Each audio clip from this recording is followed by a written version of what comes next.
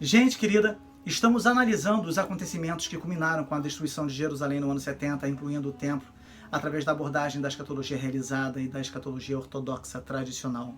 Fizemos isso ao longo da semana. Se você ainda não assistiu os vídeos anteriores, assista, tá bem? Hoje falaremos sobre o Apocalipse e sobre as doutrinas da escatologia realizada. Se você ainda não é inscrito no canal, inscreva-se no canal para que você não perca nenhum conteúdo nosso aqui, tá bom?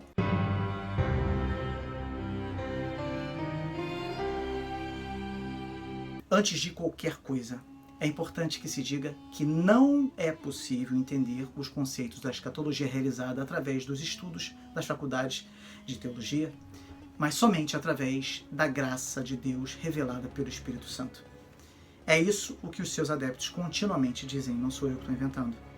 Tá? A principal premissa é que todos os livros foram escritos antes do ano 70, e isso inclui o Apocalipse. Caso contrário, a doutrina preterista não suportaria também. Então, de fato, a crucificação até a queda, se você contar o período de tempo, foram aproximadamente 40 anos, ali, desde a crucificação até a queda de Jerusalém, tempo de uma geração que não deveria passar antes que todas as coisas acontecessem, tempo suficiente para a escrita de todo o Novo Testamento. No entanto, a ortodoxia não defende de forma alguma que todo o Novo Testamento foi escrito antes do ano 70. O Evangelho de João, por exemplo, a ortodoxia vai dizer que as suas cartas foram escritas em Éfeso ao redor do ano 100. E as evidências de que o Apocalipse foi escrito na década de 90, no reinado de Domiciano, são muito significativas. Irineu de Lyon conheceu o discípulo do apóstolo João, Policarpo de Esmirna. Irineu afirmou que a visão apocalíptica era vista não muito tempo antes, mas quase em seus dias, mais próximo do fim do reinado de Domiciano. Ele disse que a igreja de Éfeso, fundada por Paulo, foi a residência de João até o tempo de Trajano, viveu no ano 98 ao 117 d.C. Vitorino, que escreveu pelo fim do terceiro século, afirma que João estava na ilha de Patmos, condenado a trabalhar nas minas pelo imperador Domiciano, quando viu estas coisas, se referindo ao Apocalipse, a visão do Apocalipse. O historiador Eusébio de Cesareia disse o seguinte: o apóstolo e evangelista João relatou essas coisas às igrejas uma vez que teve retornado de seu ostracismo na ilha de Patmos depois da morte de Domiciano. Além disso, os ortodoxos vão dizer que o Apocalipse reflete uma época em que Éfeso já havia realmente perdido o seu primeiro amor, em que Sardes já estava morta, em que Laodiceia, que foi destruída por um terremoto durante o reinado de Nero, já havia sido reconstruída e se vangloriava de sua riqueza espiritual, em que João já havia sido banido, uma forma muito comum de perseguição durante o reinado de Domiciano, e que a igreja já havia suportado perseguições no passado. E, além disso, no Apocalipse, nós podemos encontrar toda uma nova atitude para com Roma e o Império Romano. Nos Atos dos Apóstolos, o tribunal do magistrado romano era, em geral, o lugar mais seguro para o missionário cristão em apuros, fora para poder se livrar do ódio dos judeus ou das iras das multidões avivadas. Paulo estava orgulhoso de ser cidadão romano e, em mais de uma oportunidade, reclamou o gozo dos direitos que lhe cabiam em tal condição. Vou deixar aqui os textos aqui embaixo, para que você possa ler com calma, tá bem?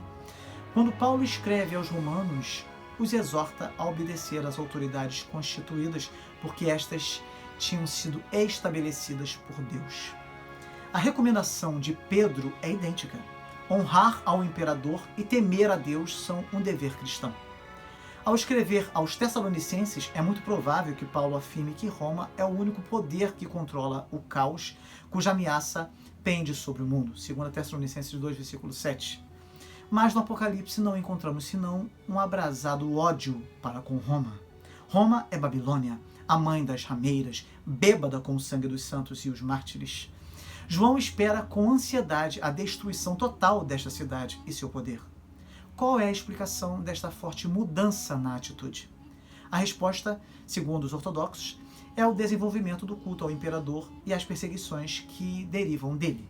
Segundo a ortodoxia, esses são o pano de fundo do Apocalipse.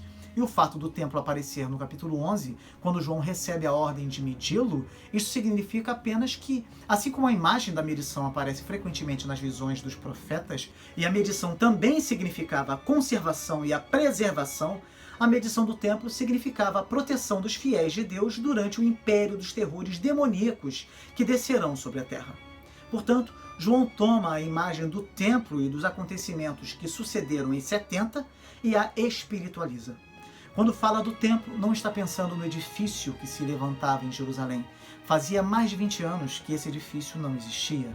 Para ele, o templo é a igreja cristã, o novo povo de Deus. Esta é uma imagem que nos sai ao encontro em várias passagens do Antigo e do Novo Testamento. Os cristãos são pedras vivas incorporadas numa casa espiritual. A igreja é fundada sobre os apóstolos e os profetas.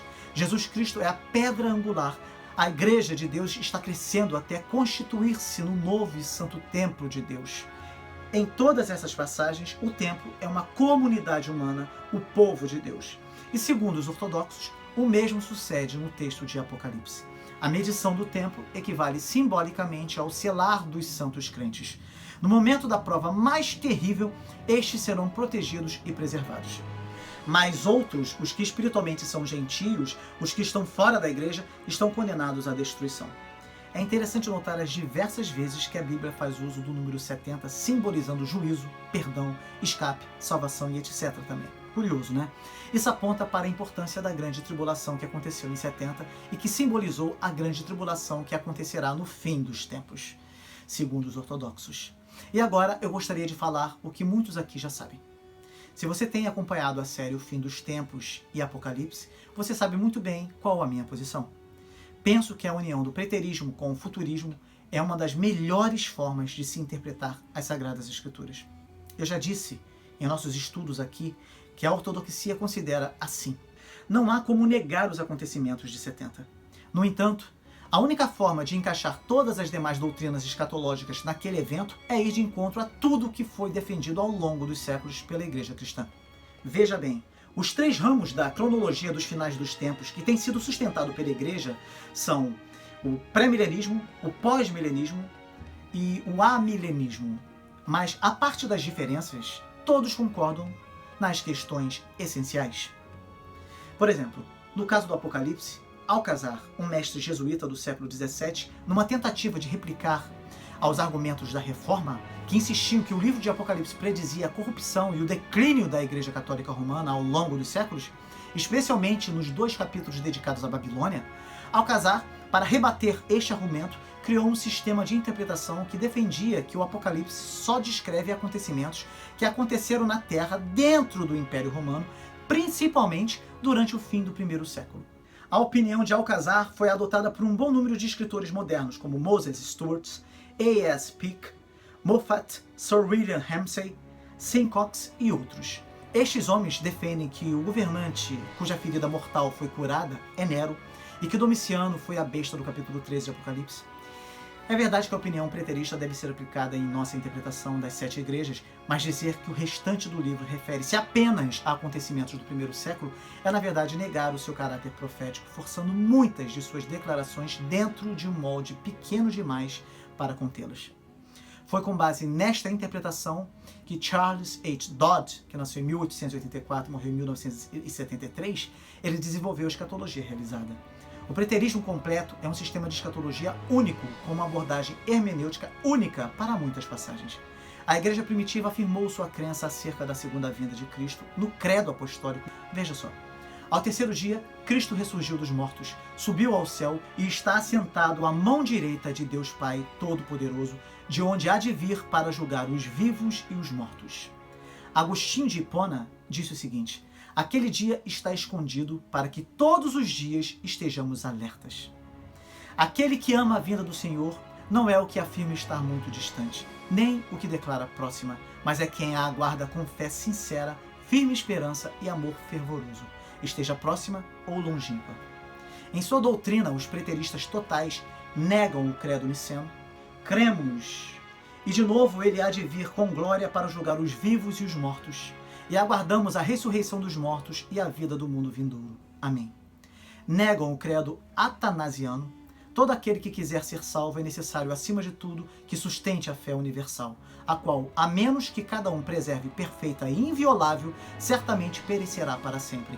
Mas a fé universal é esta: ascendeu ao céu, sentou à direita de Deus Pai onipotente, de onde virá julgar os vivos e os mortos, em cuja vinda todo homem ressuscitará com seus corpos e prestarão conta de suas obras. E aqueles que houverem feito o bem irão para a vida eterna, aqueles que houverem feito o mal para o fogo eterno. Esta é a fé universal, a qual, a não ser que um homem creia firmemente nela, não pode ser salvo. Negam a confissão de fé de Westminster em diversas passagens. Vou deixá-las aqui para que vocês possam conferir. Negam o catecismo maior de Westminster em diversas passagens também. De semelhante modo, negam o catecismo menor de Westminster. Os discípulos dos apóstolos esperavam com ardor a segunda vinda de Jesus. Os discípulos dos discípulos também acreditavam nisso. E durante toda a história da igreja foi assim. Os pais da igreja pensavam assim, os mestres da igreja pensavam assim, os apologistas pensavam assim, os grandes teólogos católicos e ortodoxos pensavam assim, e a maioria esmagadora dos reformadores também. Papias, um dos chamados pais apostólicos, foi o primeiro autor subsequente ao Novo Testamento a descrever o milênio, assim como também o fez o gnóstico Cerinto. Policarpo, o discípulo do apóstolo João, defendia a verdade de que Cristo ressuscitou e lutava contra aqueles que atestavam não haver ressurreição nem julgamento, e dizia que Cristo morreu na cruz, ressuscitou verdadeiramente e virá julgar a todos. Em sua obra Diálogo com Trifão, o judeu, o apologista Justino Marte foi um passo além de Papias ao afirmar que o milênio teria início após a vinda do anticristo e a segunda vinda de Cristo. Os fiéis falecidos iriam ressuscitar dentre os mortos e reinar com Cristo por 1000 anos na Nova Jerusalém. Assim sendo, ele é considerado por muitos o primeiro pré-milenista, ou seja, defensor da noção de que a volta de Cristo precede o milênio. Justino foi seguido nessa opinião pelo célebre bispo Irineu de Lyon, um discípulo de Papias, em sua monumental obra apologética Contra as Heresias, dirigida contra os gnósticos. Justino e Irineu entenderam a segunda vinda de Cristo e o milênio como eventos distantes no tempo. Todavia, no final do segundo século, alguns cristãos começaram a ver sinais de que o milênio era iminente, como foi o caso dos montanistas. Por volta do ano 172, Montano e suas auxiliares Priscila e Maximila começaram a afirmar que o milênio havia começado e que dentro em breve Jerusalém iria descer nas proximidades da Frígia, na Ásia Menor. Eles também disseram que Deus lhes havia dado autoridade sobre a igreja e que rejeitar os seus pronunciamentos era blasfemar contra o Espírito Santo. No início do terceiro século, Hipólito de Roma predisse que Cristo estabeleceria o milênio no ano 500, sendo um dos primeiros escritores antigos a fixarem uma data para a segunda vinda. Ele fez esse cálculo no seu comentário pioneiro sobre o livro de Daniel, partindo da premissa de que Cristo nascera 5.500 anos após a criação do mundo. Assim, a segunda vinda e o início do milênio se dariam 500 anos depois e o mundo terminaria no ano 7000, uma ideia comum naqueles dias. Quando a última perseguição imperial se abateu sobre a igreja, houve a especulação de que a temida tribulação podia ter chegado, sendo o imperador Diocleciano e o seu vice Galério a primeira e a segunda bestas de Apocalipse 13. Logo depois, com a vitória de Constantino e a completa inversão da situação da igreja, muitos tiveram a impressão de que o milênio finalmente havia chegado. No século V, o grande bispo Agostinho de Hipona, através de sua obra A Cidade de Deus, passou a entender os 1000 anos de Apocalipse 20 como o período que teve início com a encarnação de Cristo, ou seja, a era da igreja cristã. Essa nova posição, muitas vezes chamada de amilenismo, isto é, a negação de um milênio literal, tornou-se a concepção predominante entre os cristãos ocidentais, inclusive os reformadores protestantes, por quase 1500 anos. Na era da igreja, os santos já reinam com Cristo, embora não de modo tão pleno como acontecerá no reino eterno de Deus, que terá seu início com a segunda vinda visível de Cristo sobre as nuvens. Um fato pouco conhecido são as motivações escatológicas por trás das viagens explanatórias de Cristóvão Colombo. O famoso navegador genovês era assíduo estudioso da Bíblia e estava familiarizado com a escatologia de Joaquim de Fiore, outro proponente da reforma da igreja. Ele preparou o chamado Livro de Profecias, uma coleção de predições sobre o fim do mundo e o retorno de Cristo, no qual procurou demonstrar que as suas viagens serviam a um propósito divino. A descoberta de um caminho mais curto para o Oriente não só proporcionaria os fundos para a conquista de Jerusalém das mãos dos infiéis, mas possibilitaria a pregação do Evangelho a todas as nações.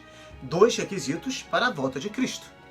Apesar de haver diferentes pontos de vista em relação ao amilenismo, os reformadores não tinham dúvidas quanto à segunda vinda de Cristo. Nos séculos 17 e 18 surgiu uma nova maneira de encarar a escatologia que ficou conhecida como pós-milenismo, a crença de que a segunda vinda iria ocorrer após o milênio de paz e prosperidade para a Igreja, sendo mesmo implantado através dos esforços da própria Igreja auxiliada por Deus. O pós-milenismo revelou uma atitude de profundo otimismo com relação ao progresso da Igreja e da sociedade e foi uma doutrina geralmente aceita pelos protestantes norte-americanos até a segunda metade do século XIX. Ela dominou a imprensa religiosa, os principais seminários e grande parte dos ministros, além de estar implantada na mentalidade popular. O primeiro articulador dessa doutrina nos Estados Unidos foi o famoso teólogo calvinista e pastor congregacional Jonathan Edwards, no contexto do primeiro grande despertamento. A influência de Edwards continuou por várias gerações, principalmente após a Revolução Americana, quando surgiu um renovado interesse pela escatologia bíblica. O contínuo progresso da nova nação norte-americana e a ocorrência do segundo grande despertamento no ano de 1858 intensificaram as esperanças pós-milenistas que eram expressas nos termos mais triunfalistas possíveis.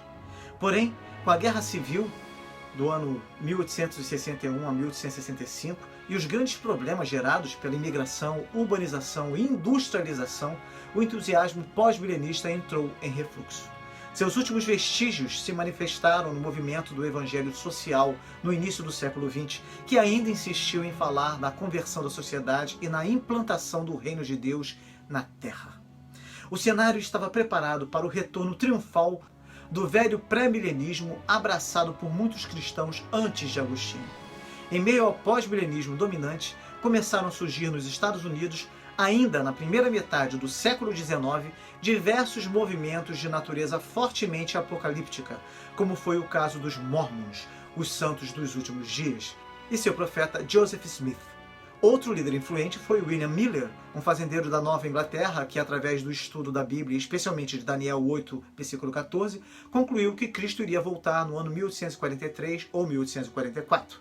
A partir de 1838, a grande divulgação de suas ideias através de publicações e conferências despertou enorme interesse popular.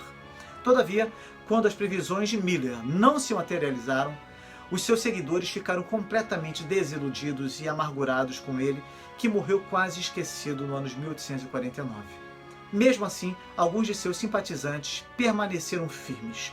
Um pequeno grupo da Nova Inglaterra, liderado por James White e Ellen White, concluiu que Miller estava certo quanto à data, mas errado quanto ao local. No dia 22 de outubro de 1844, Cristo de fato purificou o santuário segundo a profecia de Daniel, mas o santuário estava no céu e não na terra. Cristo não apareceu na terra em virtude da não observância do sábado por parte da igreja. Assim, surgiu a Igreja Adventista do Sétimo Dia. Mais importante para o evangelicalismo norte-americano e mundial foi o pré-milenismo dispensacionalista.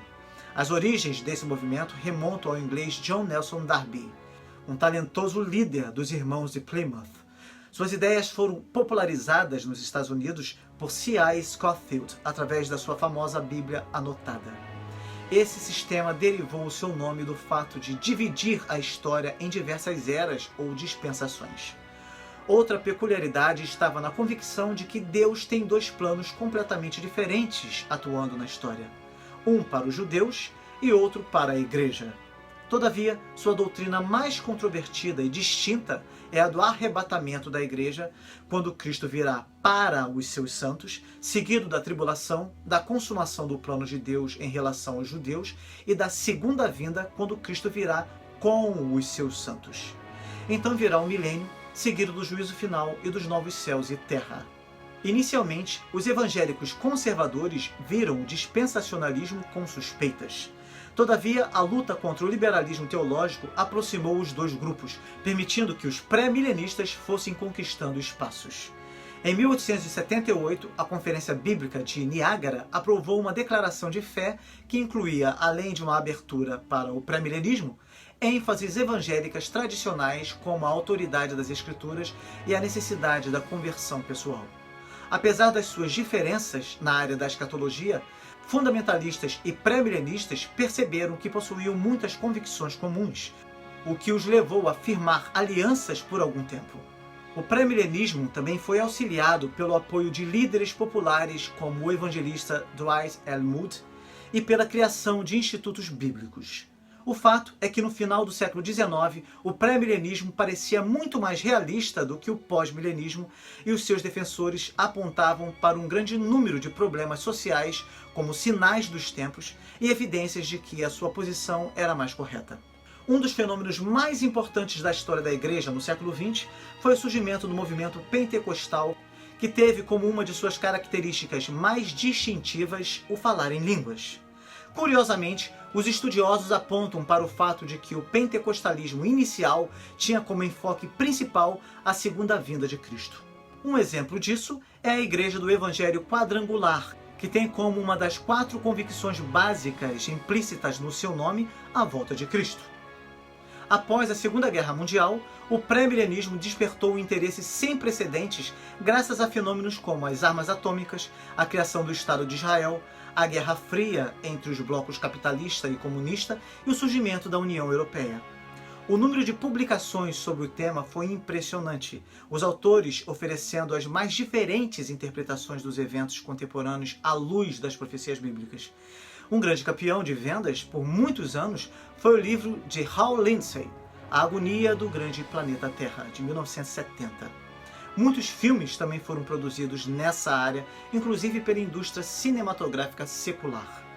O fim da União Soviética, em 1989, e o transcurso do ano 2000 apresentaram novos desafios e a necessidade de reinterpretações, como também ocorreu com os atentados terroristas nos Estados Unidos em 2001 e suas consequências. Os cristãos de todas as eras ficam imaginando se o fim dos tempos não irá chegar na sua geração. Portanto, fica bastante claro, à luz de tudo que foi dito, que durante toda a história da Igreja Cristã, a segunda vinda de Cristo sempre foi uma doutrina incontestável e não havia nenhuma dúvida de que o Apocalipse, portanto, anunciava este evento para um tempo indeterminado no futuro, ainda que sua análise preterista parcial pudesse ser utilizada para a compreensão adequada da profecia bíblica. Então, finalizando, para os ortodoxos, as palavras de Jesus no sermão escatológico têm um duplo cumprimento e se cumprem em parte na destruição de Jerusalém, em uma outra parte que será cumprida num outro período, pois Jesus usou a tragédia que aconteceu no templo para expressar o período de intenso sofrimento sem igual que virá sobre o mundo todo. Mas que tipo de evento será esse? O domínio do anticristo, o abominável que traz desolação. Um período curto, mas de intenso sofrimento sobre todo o mundo e não apenas em Jerusalém. Deus haverá de derramar sua ira sobre o mundo dos ímpios e seu povo então será provado por meio dessas angústias.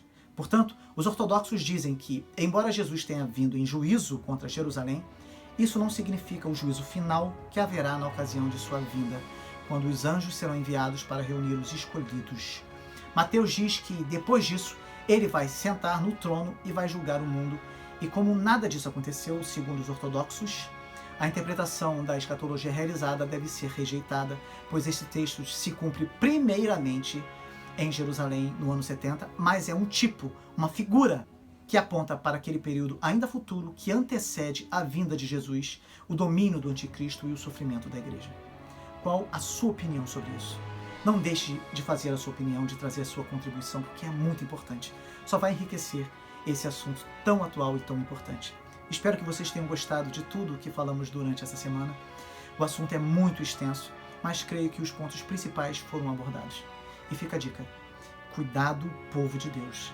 Antes de aceitar uma interpretação, procure analisar a doutrina ortodoxa primeiro, pois muitos, desviando-se dela, cometeram e continuam cometendo grandes males à noiva de Cristo. Eu convido você a estudar a história da igreja desde o seu início, na série Depois de Cristo, a série exclusiva aqui do canal. E o nosso conteúdo, eu posso dizer para vocês, é bastante extenso. Então inclui, além disso, a nossa rede de oração e intercessão, nossas séries sobre a Bíblia, a bênção, estamos em Gênesis, se não me engano, 26. Nosso podcast, nossos louvores, certamente isso vai te ajudar muito, vai ajudar bastante em sua caminhada cristã. Que Deus continue te abençoando muito e até o próximo vídeo, com a graça de Deus. Amém.